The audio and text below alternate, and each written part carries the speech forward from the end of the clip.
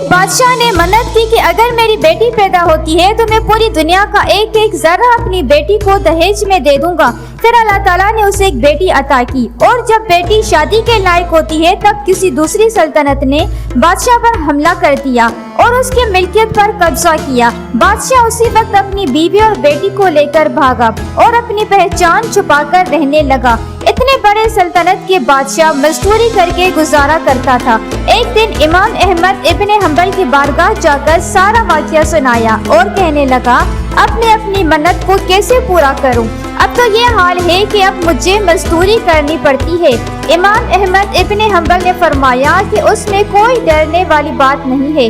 जब तुम्हारी बेटी रुखसत होने लगे तो तुम कुरान पाक अपनी बेटी को दे देना, क्योंकि कुरान पाक एक ऐसी किताब है जिसमें अल्लाह ताला ने कायनात के हर जर्रे को समेट दिया। फिर बादशाह ने ऐसा ही